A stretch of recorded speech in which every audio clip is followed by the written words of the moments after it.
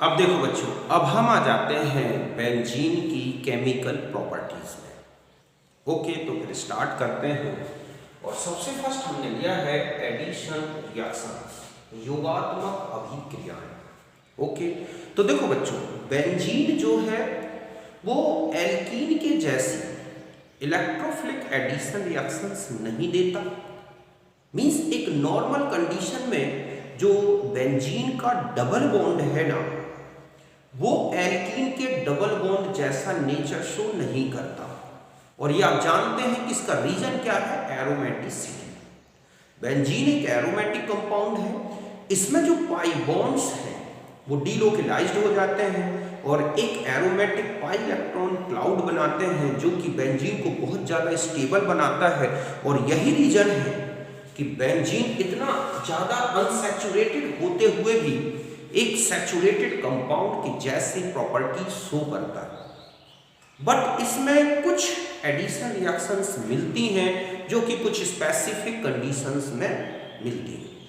हम उन्हीं addition reactions को यहाँ पर डिस्कस करेंगे। तो सबसे फर्स्ट है यहाँ पर एडिशन ऑफ हाइड्रोजन, हाइड्रोजन का योग। तो देखो बच्चों, हाइड्रोजन का जो एडिशन है बेंजीन में, वो एक कैटालिटिक कंडीशन में पॉसिबल है, हाई टेम्परेचर। जैसे कि एल्काइंस में हाइड्रोजनेशन होता है निकेल कैटालिस्ट की प्रेजेंस में, प्लेटिनम कैटालिस्ट की प्रेजेंस में। जस्ट ऐसा ही बेंजीन भी क्या होता है, हाइड्रोजनेटेड हो जाता है, रिड्यूस हो जाता है।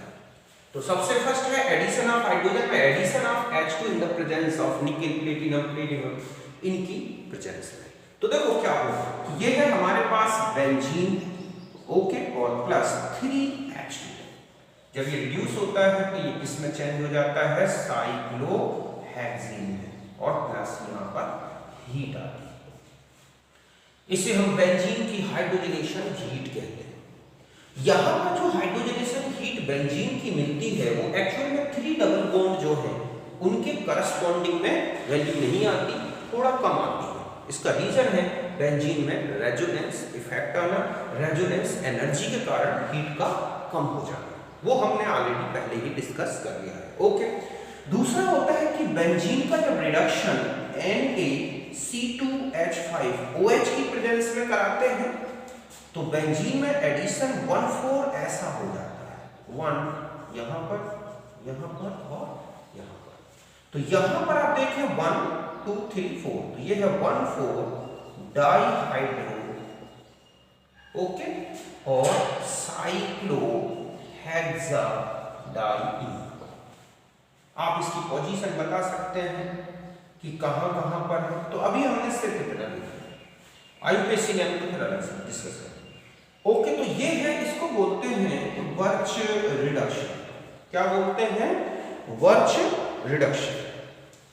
ये जो रिडक्शन है बच्चों, अगर और आगे चलता रहे, मींस यहां पर अगर हम NaC2H5OH या इसके अलावा अगर हम यहीं पर रिडक्शन के आगे, यहां मैं मिटा देता हूं इसको और थोड़ा सा बता दूं आपको कि इस रिएक्शन में यहां पर अब हम NaNH3 का यूज कर दें तो आप देखोगे कि ये चेन इस तरह से हो जाएगा, यहां पर H, यहां और ऐसे 1,2 पोजीशन में एडिशन हो गया, 1,2 डाइहाइड्रो कंपाउंड बन गया।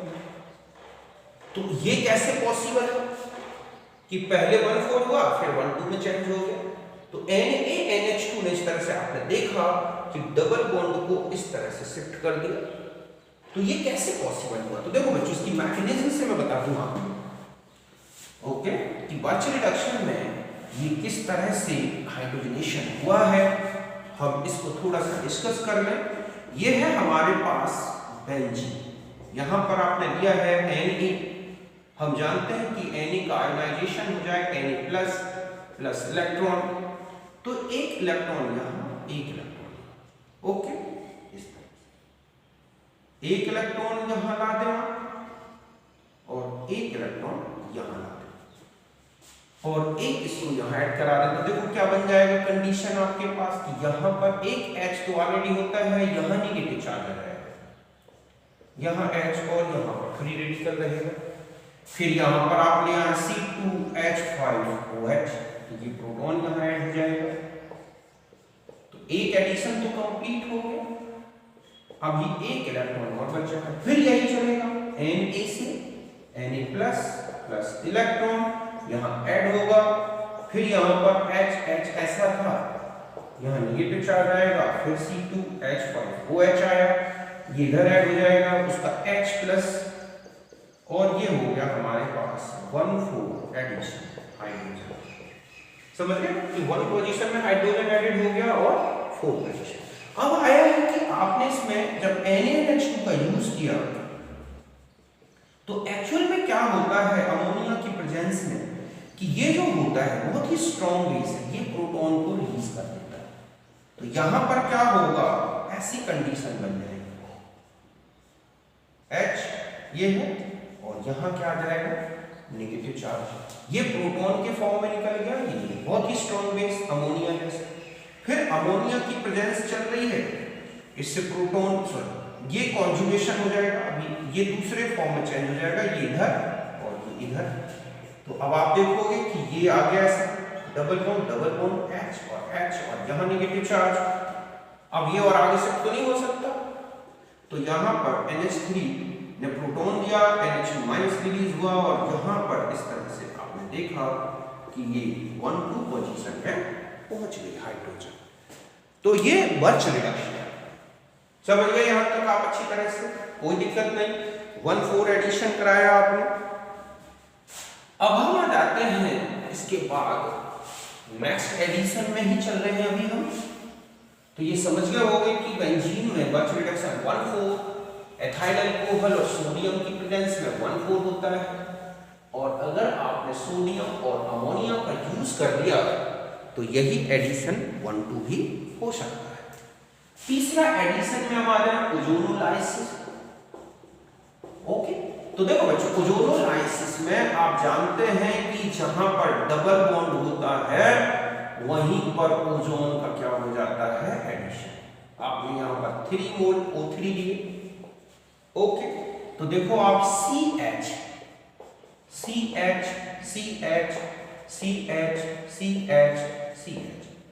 यहां पर डबल बॉन्ड था, O ऐसा ऐड हुआ, O ऐसे ऐड हो गया, O ऐसा, ये क्या बन गया ओजोनाइड, ट्राई ओजोनाइड।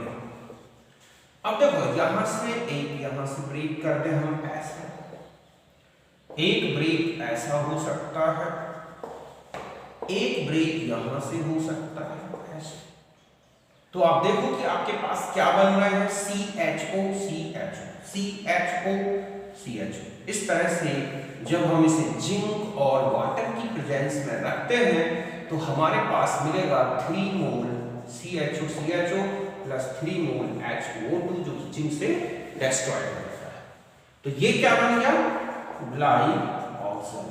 अब यहां पर अगर मैं हाइड्रोजन का सब्स्टिट्यूशन मिथाइल ग्रुप से करा दे तो मिथाइल ग्लाइऑक्सिल बन जाएगा। जैसे टॉलुइन में पॉसिबल प्रोडक्ट्स क्या हैं वो पूछे जाते हैं, तो हम टॉलुइन में अलग से। तो बेंजीन में भी एक ओजोनोलाइसिस होता है, ओजोनाइड बना ट्राइओजोनाइड, जो बाकी आगे जिंक और H2O की प्रेजेंस में डिसोसिएटेड हुआ और किसमें चेंज हो गया बच्चों, ओजोनाइड से ग्लाइऑक्सिल। ओके, तो ये भी एक एडिशन रिएक्शन है। और देखो बेंजीन में तो हाइड्रोजनेशन हो गया, ओजोनोलाइसिस हो गया। थर्ड है, इसमें आ जाते हैं क्लोरीनेशन। क्लोरीनेशन में आप देखोगे कि बेंजीन को क्लोरीन के साथ ट्रीट किया जाए सनलाइट में या फिर यूवी लाइट में, इस तरह से, तो इसमें भी क्लोरीन का कंप्लीट एडिशन होता है और आप देखोगे कि इस तरह का कंपाउंड बनता है Cl Cl Cl Cl Cl और Cl। ये क्या कहलाता है, benzene hexa BHC, benzene hexa chloride 666, ठीक है, लिंडेन गमेक्सन, इस तरह से। ये हम इसकी प्रिपरेशन, इसकी प्रॉपर्टीज, इसका कंप्लीट डिस्कस करेंगे हेलो एल्केन्स में, समझ गए ना।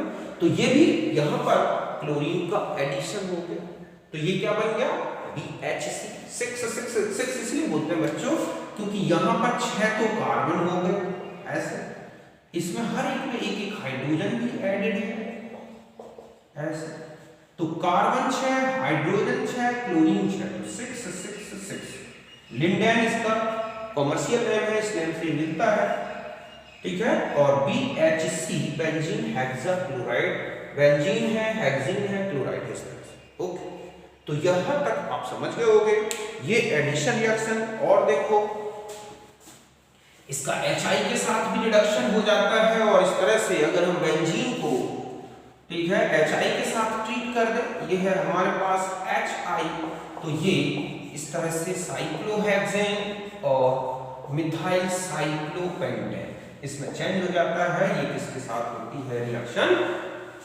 HI के साथ। ओके, तो ये एडिशन रिएक्शंस हैं, वर्च रिडक्शन बता दिया मैंने आपको, तो यहां तक आप अच्छी तरह से समझ चुके हो। तो ये बेंजीन की कुछ एडिशन रिएक्शंस हैं जो नॉर्मल इलेक्ट्रोफिलिक एडिशन रिएक्शंस जैसी नहीं है। ओके, ये कुछ स्पेसिफिक कंडीशंस में होती हैं, तो इनके क्या प्रोडक्ट्स बनते हैं इनको याद रखना। अब हम आ जाते हैं नेक्स्ट जो है, जो एरोमेटिक कंपाउंड की सबसे इंपॉर्टेंट और सबसे कॉमन प्रॉपर्टीज हैं, और वो है इलेक्ट्रोफिलिक सब्स्टिट्यूशन रिएक्शंस। इन रिएक्शंस में जो एरोमेटिक रिंग है ना बच्चों, वो किसकी तरह है, कैसा जो नेचर शो करती है, एक सैचुरेटेड कंपाउंड के जैसा। मींस यहां पर डबल बॉन्ड इफेक्टेड नहीं होगा, फाइनल प्रोडक्ट में भी डबल बॉन्ड उतने ही रहेंगे जो कि रिएक्टेंट में, मींस एरोमेटिसिटी लॉस्ट नहीं होगी। और केवल बेंजीन रिंग में जो हाइड्रोजन है कार्बन से रिलेटेड जुड़े हुए, वो सब्स्टिट्यूटेड होंगे और उनकी जगह पर इलेक्ट्रोफाइल आएगा। तो हम नेक्स्ट प्रॉपर्टी में आते हैं, और वो है इलेक्ट्रोफिलिक सब्स्टिट्यूशन रिएक्शन। ओके, इसमें लिखा होता है SE रिएक्शन, कई बार ऐसा भी लिखा होता है बच्चों SE2 रिएक्शंस। ऐसे इसलिए बोलते हैं क्योंकि ये जो रिएक्शंस हैं वाई मॉलिक्यूलर होते हैं, मींस बेंजीन या एरोमेटिक कंपाउंड की कंसंट्रेशन और जो इलेक्ट्रोफाइल होगा उसकी कंसंट्रेशन इन दोनों पे डिपेंड करेगी। हम इसकी मैकेनिज्म में देखेंगे अभी, ठीक है। तो देखो इलेक्ट्रोफिलिक सब्स्टिट्यूशन का मतलब होता है कि हाइड्रोजन जो होगा बच्चों, hydrogen of benzene ring, okay, substituted by electrophile. Electrophile तो समझते हो ना, electron deficient species, positive charge वाली स्पीसीज। समझ गए बच्चों कि बेंजीन का जो क्या होगा, बेंजीन का हाइड्रोजन इलेक्ट्रॉन स्नेही समूह द्वारा क्या होगा, प्रतिस्थापित होगा। वैसे मैंने इसकी पूरी electrophilic substitution reactions, mechanism, conditions, इन सब को एक अलग से वीडियो में डिस्कस किया है GOC, जहां पर मैंने दिया है electrophilic substitution reactions of aromatic compounds. आप वहां पे भी देख सकते हैं, यहां पर भी हम डिस्कस करेंगे। ओके, तो देखो बच्चों यहां पर आप देखोगे कि ये है आपके पास बेंजीन और ये है हाइड्रोजन। ध्यान रखें बेंजीन का हर हाइड्रोजन इक्विवेलेंट है जब तक कि कोई सब्स्टिट्यूएंट नहीं है। चाहे यहां का हाइड्रोजन सब्स्टिट्यूट कर दो, यहां का प्रोडक्ट एक ही होगा जब एक बार सब्स्टिट्यूट। यहां पर एक इलेक्ट्रोफिलिक रिएजेंट लाएंगे। इलेक्ट्रोफिलिक रिएजेंट वो है जिसमें दो पार्ट होते हैं, एक पॉजिटिव पार्ट और एक नेगेटिव पार्ट। ये यहां पर क्या होगा बच्चों, इलेक्ट्रोफाइल। यहां पर ये क्या होगा, न्यूक्लियोफाइल। इसका काम होगा H को सब्स्टिट्यूट करना और इसका काम होगा H को निकाल के बाहर करना। मींस ये इधर जाएगा और ये इनके साथ जाएगा। यहां पर किसी ना किसी कैटालिस्ट की जरूरत होगी जो कि इसको ब्रेक कर सके, मतलब जो इलेक्ट्रोफाइल को जनरेट करेगा वो कैटालिस्ट की तरह यह वर्क करेगा। और आप देखोगे कि यहां पर आपके पास यहां इलेक्ट्रोफाइल ग्रुप आ जाएगा, HNO ग्रुप ये निकल जाएगा और ये हमारा क्या होगा, प्रोडक्ट। इसमें जो है एरोमेटिसिटी फाइनल प्रोडक्ट बनने में कोई लॉस नहीं होगी, वही रहेगा एरोमेटिक कंपाउंड। तो आपने देखा कि इन रिएक्शंस में बेंजीन बिल्कुल वैसे ही ट्रीट कर रहा है, मतलब एक नेचर शो कर रहा है जैसे एक सैचुरेटेड कंपाउंड होता है एल्केन के जैसा कि हाइड्रोजन सब्स्टिट्यूट हो रहे हैं, ऐसे ही इसमें हाइड्रोजन का सब्स्टिट्यूशन होता है। यहां पर जो रेट होगा बच्चों, रिएक्शन का जो रेट होगा वो बेंजीन एक तो इन पे डिपेंड करेगा और यहां पर ये इलेक्ट्रोफिलिक रिएजेंट, तो ये हमारी बाइमॉलिक्यूलर रिएक्शन है। क्यों? क्योंकि इसमें इलेक्ट्रोफाइल का अटैक करना ये स्लो स्टेप होगा, क्योंकि पाई बॉन्ड की ब्रेकिंग होना एक स्लो स्टेप है, बाद में सब्स्टिट्यूशन प्रोटॉन हटना वो फास्ट है।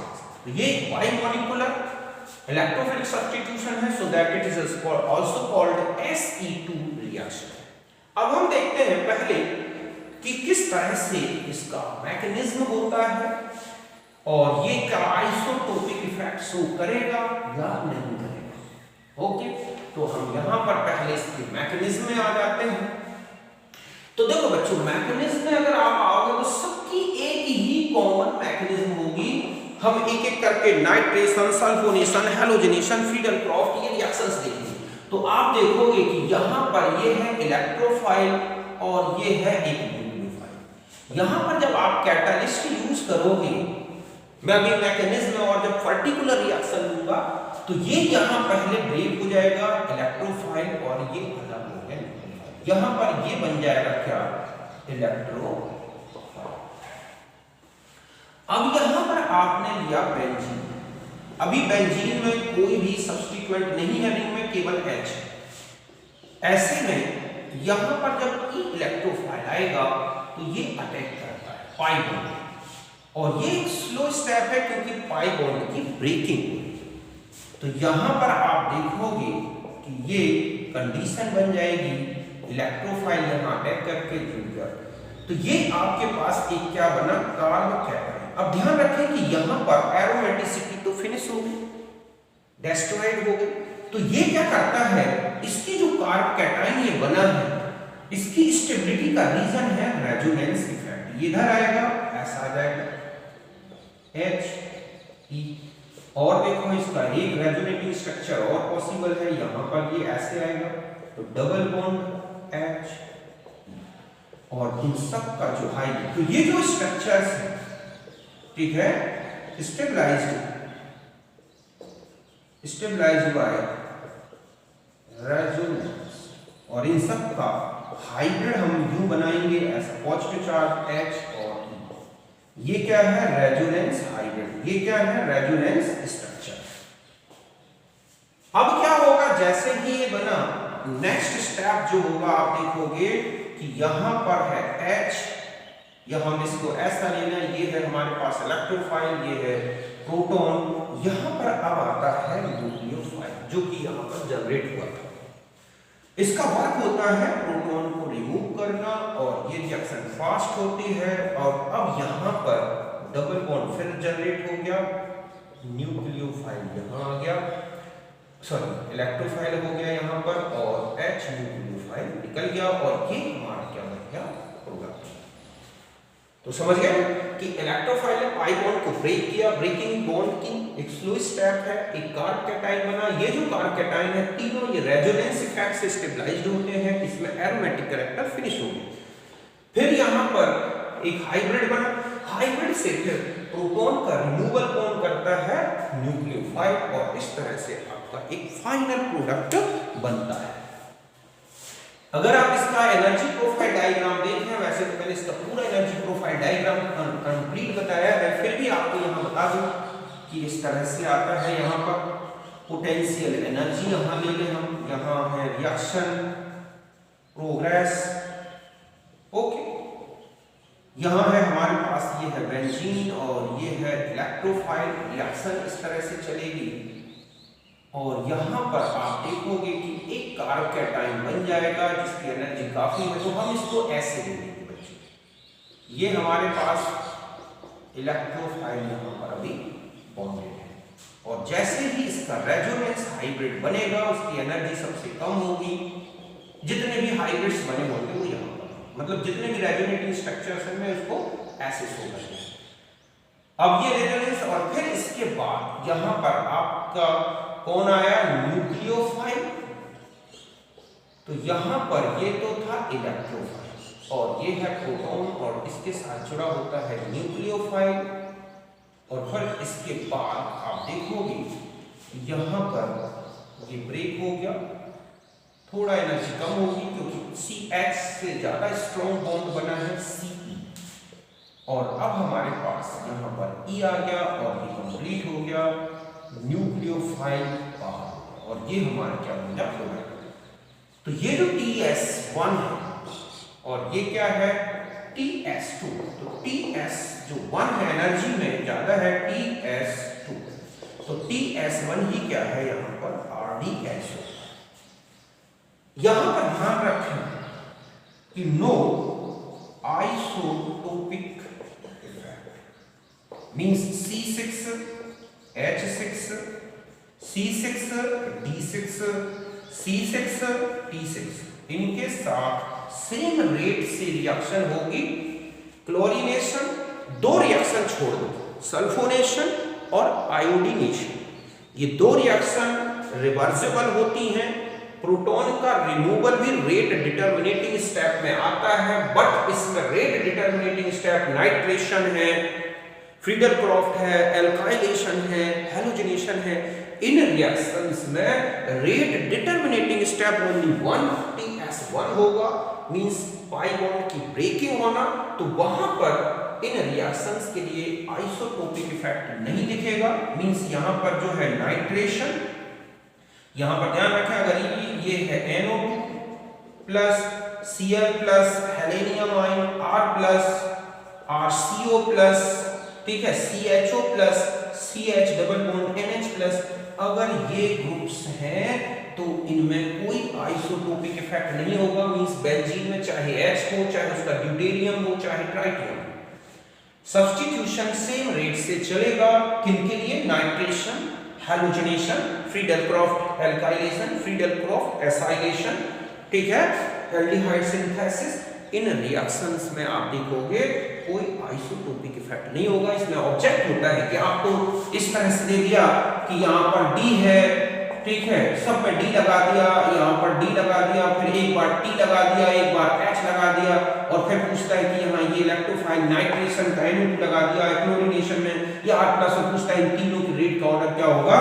तो ध्यान रखें तीनों के लिए ऑर्डर सेम बताना है। केवल सल्फोनेशन और आयोडीनेशन इनमें आइसोटोपिक इफेक्ट होता है, क्योंकि यहाँ पर फर्स्ट स्टेप तो होता ही RDSS के अलावा प्रोटॉन का रिमूवल वाला स्टेप भी RDS है, रेट डिटर्मिनेटिंग स्टेप। तो प्रोटॉन का रिमूवल होना, हटना एक रेट डिटर्मिनेटिंग स्टेप होगा। तो H अगर हम लाएंगे तो अलग इफेक्ट पड़ेगा, D रखेंगे तो अलग इफेक्ट पड़ेगा, T रखेंगे तो अलग इफेक्ट पड़ेगा। वो हम अभी अलग से डिस्कस करते हैं। तो यहां तक आप समझ गए होंगे, पहले से नोट करें।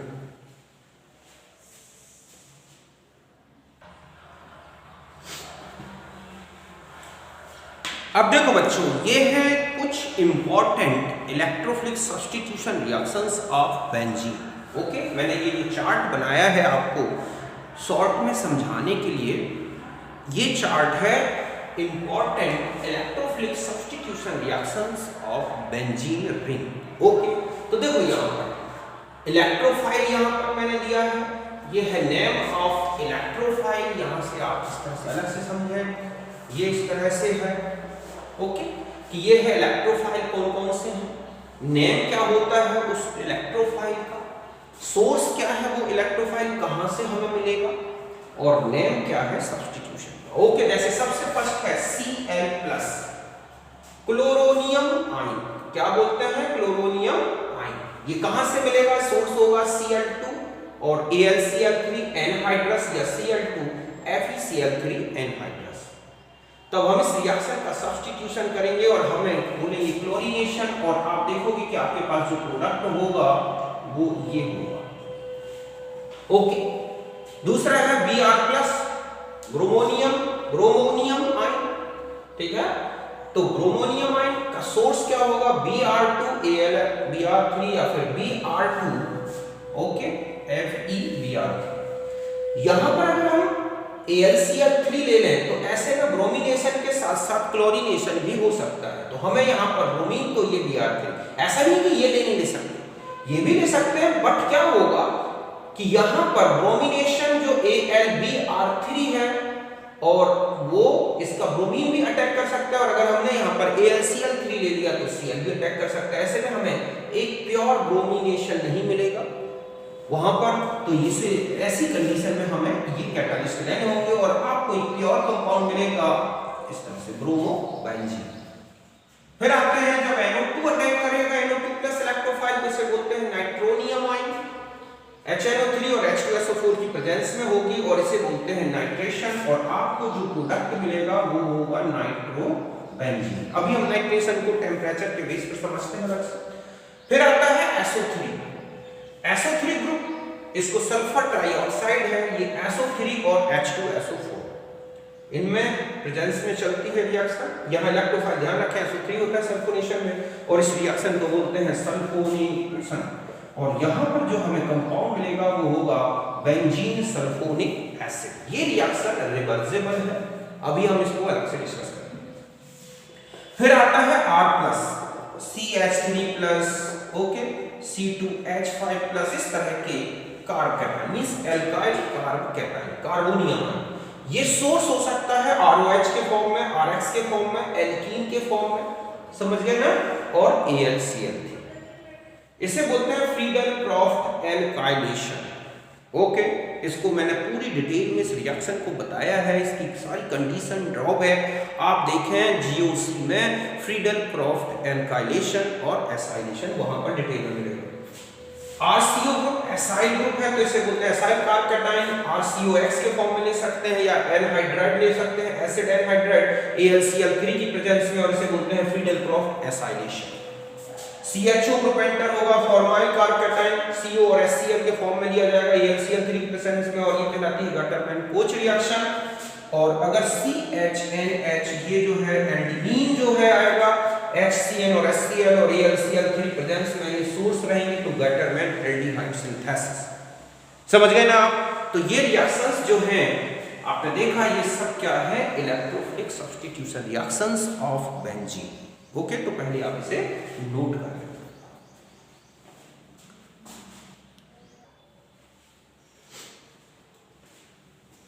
अब देखो बच्चों, अब हम यहां आ जाते हैं, ये है हमारे पास बेंजीन, हमने इसका नाइट्रेशन कराया। देखो यहां पर अगर 50 डिग्री सेंटीग्रेड और H2SO4 की प्रेजेंस है, तो आप देखेंगे केवल नाइट्रोबेंजीन बनेगा। और अगर आपने 90 डिग्री सेंटीग्रेड कर दिया H2SO4, तो आप देखोगे कि यहाँ पर आपको मेटा नाइट्रो बन जाएगा ये वाला, और यहाँ पर आप देखोगे HNO3 कंसंट्रेट और फ्यूमिंग, ठीक है, H2SO4 फ्यूमिंग नाइट्रिक एसिड ये ले लिया, और कंसंट्रेट H2SO4, तो आप देखेंगे कि आपके पास इस तरह का प्रोडक्ट बनेगा TNB, ट्राइनाइट्रोबेंजीन। तो आप देख रहे हैं कि टेम्परेचर चेंज करने से रिंग एक्टिवेट होती जा रही है और हमारे प्रोडक्ट्स बदलते जा रहे हैं। एक चीज, दूसरा जो है आप देखोगे कि ये है H, ओके, यहां पर हम CH3Cl और AlCl3, तो आप देखोगे कि यहां पर एक बार CH3 आ गया। अगर यहां पर CH3Cl एक्सिस में है, किसमें है, एक्सिस में, अगर 1 इक्विवेलेंट हो गया, 1 इक्विवेलेंट, तब तो ये मेजर हो जाएगा बच्चों। और अगर CH3Cl एक्सिस में कर दोगे तो आप देखोगे कि ये पॉली सब्स्टिट्यूटेड हो जाएगा। कैसे पॉली सब्स्टिट्यूटेड, ऐसे ऑर्थोजाइलिन, ओके, मेटाजाइलिन, पैराजाइलिन, इस तरह से, ओके, मेसिटाइलिन भी बन सकती है, और कैसे बन सकती है, इस तरह से। तो ये सब पॉसिबल हो जाते हैं, पॉली सब्स्टिट्यूटेड प्रोडक्ट्स बनते हैं। तो ये फ्रीडल क्रॉफ्ट रिएक्शन के प्रोडक्ट्स, समझ गए। लेकिन अगर यही रिएक्शन किसकी प्रेजेंस में की जाए बच्चों, अगर यही रिएक्शन CH3COCl के साथ कराई जाए, 1 इक्विवेलेंट हो चाहे एक्सिस में हो, तो आप देखोगे आपके पास एक ही प्रोडक्ट बनेगा और पॉसिबल नहीं है चाहे ये एक्सिस में क्यों ना हो। ऐसा इसलिए होता है क्योंकि ये रिंग में जुड़ते ही ये कैसा होता है, मेटा डायरेक्टिंग ग्रुप, और रिंग को क्या बना देता है, ये टोटल डीएक्टिवेट कर देता है, तो आगे फर्दर एसाइलेशन रुक जाता है। तो फ्रीडल-क्रॉफ्ट एल्काइलेशन में मल्टी सब्स्टिट्यूटेड बेंजीन प्रोडक्ट्स बनते हैं। रीजन है एल्काइल ग्रुप रिंग को एक्टिवेट कर देता है।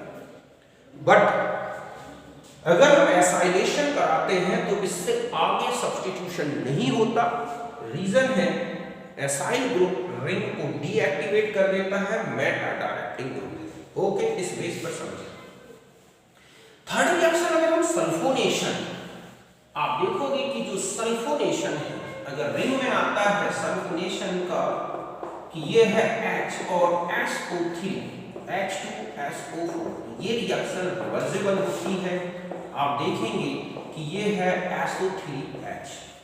ये क्या करता है कि बहुत ज्यादा एसिडिक नेचर का होता है, तो यहां पर ये ऐसे आ जाता है SO3O3 और माइनस। आप समझ गए ना? तो अब क्या होता है कि यहां से H+ रिमूव हो गया।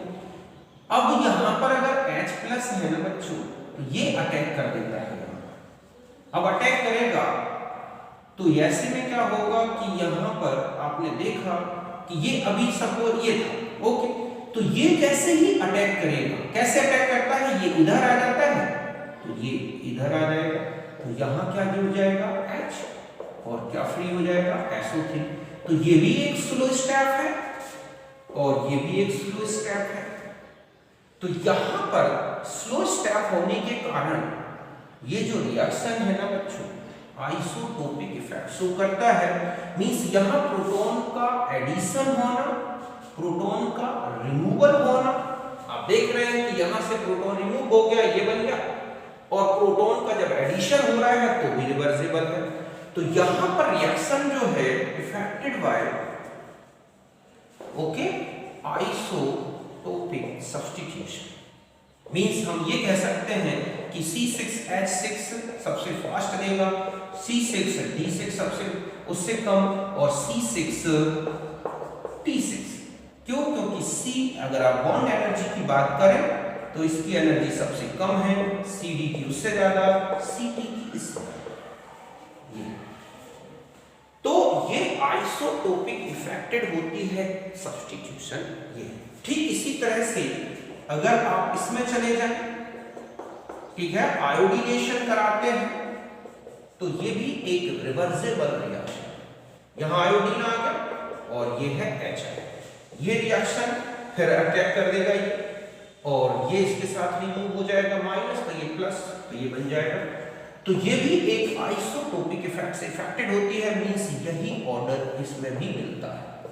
समझ गए ना कि आयोडीनेशन। यहां पर अगर हम यही रिएक्शन किसकी प्रेजेंस में करा दें, HGO हो, चाहे HiO3 हो या HNO3 हो, तब ये रिएक्शन क्या होगी, एक ही डायरेक्शन चलेगी। क्यों होगा? क्योंकि जो HGO है, हम सपोज HE और HI जो बना हुआ है, ये चेंज हो जाता है HgI2 प्लस H2, या HiO3 प्लस 3HI चेंज हो जाएगा 2H2O प्लस I2। तो नाइट्रिक एसिड हो या HIO हो या HiO3 हो, HGO हो, ये HI को अगर डिस्ट्रॉय कर दें यहाँ पर जो HI बन रहा है, तो रिएक्शन फॉरवर्ड डायरेक्शन में चलेगी।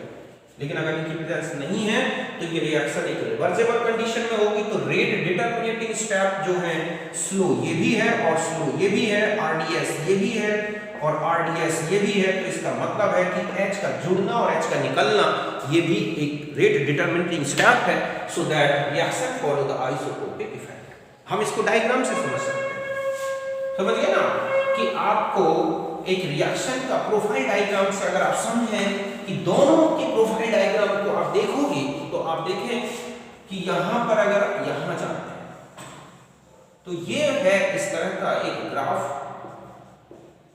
यहां पर आप देखेंगे कि ये है हमारे पास इलेक्ट्रोफाइल। तो ये जब इलेक्ट्रोफाइल क्या होंगे, ये जो है TS1 और ये क्या है TS2। ओके, तो यहां पर जब इलेक्ट्रोफाइल आप ये रखोगे NO2 plus R plus halonium ion CHO plus CH double bond NH plus RCO plus. तो ध्यान रखें कि ये ग्राफ होगा, इसमें ये है RDS, मींस यहां पर C6 H6 ले तो C6H6 हो या C6D6 हो या C6T6 हो, इन सब के लिए एक ही ग्राफ है।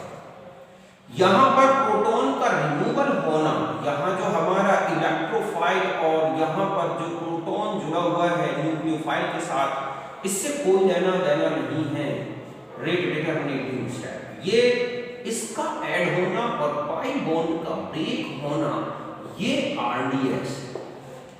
तो यहां प्रोटॉन के रिमूवल में किसी भी प्रकार से रेट डिपेंड नहीं करता। तो ध्यान रखें, नाइट्रेशन, फ्रीडेलक्रॉफ्ट, हैलोजेनेशन, गॉटरमैन कोच, इनके लिए तो आपको यही बताना है। मींस अगर आपको दे दिया जाए ऐसा कि यहां H H H H H H, okay, या फिर ऐसा लिखा हो आपके पास D D D D D D, या यहां पर आप लिखें T T T T T T, तो यहां फर्स्ट, सेकेंड और ये क्या है थर्ड। अब आपको यहां लिख दिया उन्होंने NO2 प्लस, नाइट्रेशन लिख दें, ये लिख दें, हैलोजेनेशन लिख दें। तो ध्यान रखें कि 1 2 और 3 इनके रेट का ऑर्डर है। बट अगर आप सल्फोनेशन में चले जाएं तो आप देखोगे कि लगभग ऐसा ग्राफ देखिएगा, ये है TS1 तो ये है TS2। अब आप ध्यान रखें कि अगर यहां पर ऐसे देखें, यूं थोड़ा इसको ऊंचा कर दो, तो ये तो होगा C6H6 के लिए, तो ये होगा C6D6 के लिए, तो ये होगा C6T6 के लिए। मींस ये है हाइड्रोजन वाले कंपाउंड के लिए, ये है ड्यूटेरियम में बेंजीन में, और ये है ट्राइटियम बेंजीन में। तो यहां पर C6H6 सबसे फास्ट रिएक्शन देगा, C6D6 उससे कम रेट में, C6T6 उससे भी कम रेट में। तो ये इफेक्ट पड़ता है। तो यहां आप देख रहे हैं कि ये है TS1 और ये क्या है TS2, तो TS1 अप्रोक्सीमेट TS2 है, तो ये भी RDS है और ये भी RDS। तो ऐसे में आइसोटोपिक इफेक्ट मिलता है, समझ गए ना। ये ग्राफ से आप समझ सकते हैं कि इनमें क्यों इफेक्ट नहीं पड़ता, क्योंकि TS देख रहे हैं ग्रेटर देन TS2, बट यहां पर दोनों लगभग बराबर हैं। तो ब्रेकिंग, प्रोटॉन की हटना, कार्ब कैटाइन का या कहें कि न्यू इलेक्ट्रोफाइल का ऐड होना, ये दोनों, तो ये किस में मिलता है बच्चों, सल्फोनेशन और आयोडीनेशन। समझ गए ना। इन दो रिएक्शन में आपको ये ग्राफ्स याद रखना है। और इनके लिए तो यहां पर अगर आपसे दे दिया जाए कि इन तीनों में अगर हम यहां पर, ठीक है, मैं यहां पर आप हटा के और आपको यहां लिख दूं SO3 H2SO4 और HI, और फिर मैं पूछूं कि रेट क्या है, तो सबसे फास्ट फर्स्ट, फिर सेकेंड और फिर क्या दोगे थर्ड। ये बहुत ही इंपॉर्टेंट क्वेश्चन है और आया है, आप देखो एक्सरसाइज में उठा। तो इस तरह के पॉइंट्स याद रखना है और यही क्वेश्चंस बनते हैं। तो यहां तक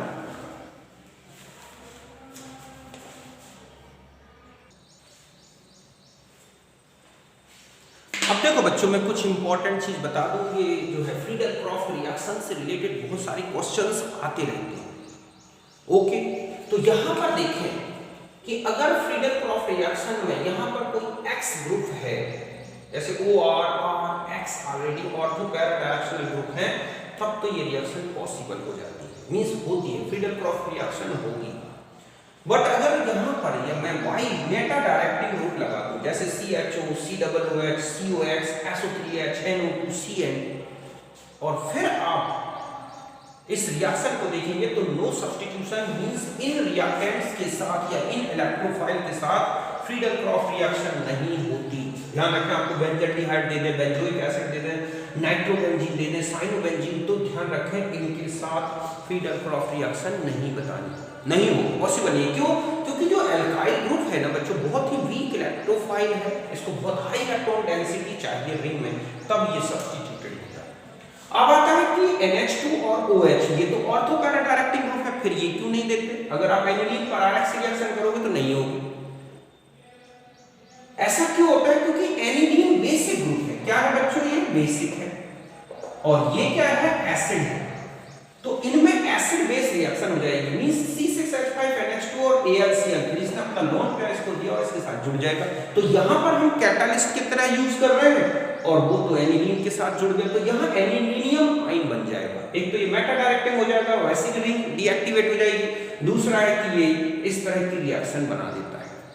ऐसे में ये रिएक्शन पॉसिबल नहीं होती, तो एनिलीन के साथ, फिनॉल के साथ भी यही कंडीशन बनती है अगर आपने AlCl3 को लिया है। क्यों? क्योंकि फिनॉल भी इसी तरह से एसिड बेस रिएक्शन कर लेता है, किसके साथ? AlCl3 के साथ, अपना लोन पेयर देके जोड़ लेता है, बाद में Cl निकल जाएगा। तो अगर फिनॉल के साथ मिलती है फ्रीडल क्रॉस रिएक्शन, जब आप AlCl3 बहुत ही लार्ज अमाउंट में, एक्सेस क्या हो, जब ये लार्ज में हो और हाई टेम्परेचर कर दें तो पॉसिबल हो जाता है। क्यों? क्योंकि लार्ज में रहेगा तो कुछ AlCl3 बच जाएगा जो कि कार्ब कैटायन फॉर्मेशन कर देगा, और ऐसे में सब्स्टिट्यूशन पॉसिबल हो जाता है। फिर से सुने, एनिलीन में तो ये एनिलीनियम आयन बन जाएगा, वैसे ही रिंग डीएक्टिवेट हो जाएगी। दूसरा ये होता है कि ये इसके साथ कॉम्प्लेक्स बन गया, तो ऐसे में इसके साथ रिएक्शन नहीं होती, ये बहुत ज्यादा बेसिक है। दूसरा ये है कि अगर हम फिनॉल के साथ तो ये बहुत ज्यादा बेसिक तो नहीं है, तो पहले तो ये कंपाउंड बना देगा, लेकिन अगर आप AlCl3 को बहुत लार्ज में ले लें अमाउंट में और टेम्परेचर हाई कर दें तो सब्स्टिट्यूशन हो जाता है। क्यों? क्योंकि कुछ AlCl3 अगर बच गया तो वो RX बना सकता है। एक तो ये ध्यान रखना है इसमें फ्रीडल क्रॉस रिएक्शन में। दूसरा है कि आपको यहां पर ध्यान रखें कि फ्रीडल क्रॉस रिएक्शन में कार्ब कैटायन बनते हैं। जैसे आपको इस तरह से रिएक्शन दी गई है कि यहां पर आपने यहां जो है फ्रीडल क्रॉस रिएक्शन बतानी है, H है और यहां पर है सपोज यहां Cl एक ऐसा दे दिया जाए, ओके, और एक Cl आपको ऐसा दे दिया जाए किसी भी तरह से, या आपको प्रोपेन दे दिया जाए, यहाँ पर Cl है और आप इनसे प्रोडक्ट को बनाना पूछ लिया जाए कि क्या प्रोडक्ट्स पॉसिबल हैं, तो ध्यान रखें कि जो इनका मेजर प्रोडक्ट होगा, जैसे यहाँ से Cl हटाओगे तो दो कार्ब कैटायन बनेंगे बच्चों। देखो एक कार्ब कैटायन तो ऐसा बन जाएगा 1 2 3, यहाँ पॉजिटिव चार्ज आ जाएगा, और एक कार्ब कैटायन ये मोर स्टेबल होगा, तो आप देखोगे कि प्रोडक्ट ऐसा और ऐसा दिखेगा आपको, ये बन सकते हैं, लेकिन ये क्या होगा, मेजर होगा। जस्ट ऐसा ही इसके साथ अगर आपसे आ जाए तो आप यहां पर देखो कि Cl है, तो यहां पर इसका कार्ब कैटायन कैसा बनेगा, आप देखो ये है प्लस चार्ज। अब यहां से ये क्या होगा कि इसमें सब्स्टिट्यूट हो जाएगा, तो यहां आ जाएगा, तो अब आपको जो यहां प्रोडक्ट बना दिखेगा वो ऐसा होगा। समझ गए ना कि यहां पर पॉजिटिव चार्ज था, यहां पर, तो ये प्रोडक्ट बनेगा 1 2 3 4, तो 3 कितने हो गए आपके पास, 1 2 3 4 5 6 हो रहे हैं, 1 2 3 4 5, ये तो 5 ही हो रहे हैं 2 मिनट में, ओके। तो ये यहां पर आपका कार्ब कैटायन बना, ये इसको आपने चेंज कर दिया एक ग्रुप उठा के यहाँ पर, ओके, तो यहाँ पर ओके, ये प्रोडक्ट बनेगा बच्चों ऐसे, समझ गए ना, ऐसा मतलब CH3 CH3 CH3 CH, ये प्रोडक्ट हो जाएगा। इसके साथ कराओगे तो यही है, तो इस तरह के रिएक्शन का मतलब कार्ब कैटायन बनता है फ्रीडल क्रॉस रिएक्शन में। तो कार्ब कैटायन अगर बना है तो ध्यान रखें उसमें रीअरेंजमेंट पॉसिबल होगा, सेकेंडरी को प्राइमरी को सेकेंडरी और सेकेंडरी को टर्सरी में चेंज करके, और फिर आपको रिंग में उसको इलेक्ट्रोफिलिक सब्स्टिट्यूशन दिखा देना है। इसी बेस पर आपको एल्काइल सब्स्टिट्यूशन बताना है फ्रीडल क्रॉस रिएक्शन में, बेंजीन में, अगर इस तरह का कोई क्वेश्चन दिखता है तो। समझ गए ना, तो यहां तक ये तो था एरोमेटिक रिंग में इलेक्ट्रोफिलिक सब्स्टिट्यूशन के बारे में। तो यहाँ तक आप समझ गए होंगे। अब हम जो नेक्स्ट लेंगे इसमें जो रिएक्शंस बची हुई हैं, ओके, ऑर्थोपैरा, इसके अलावा ऑर्थोपैरा डायरेक्शनल इफेक्ट, इनके बारे में डिस्कस करें। ओके, तो मिलते हैं नेक्स्ट वीडियो में, तब तक के लिए आप सबको मेरा बाय, नमस्कार, थैंक यू फॉर वॉचिंग।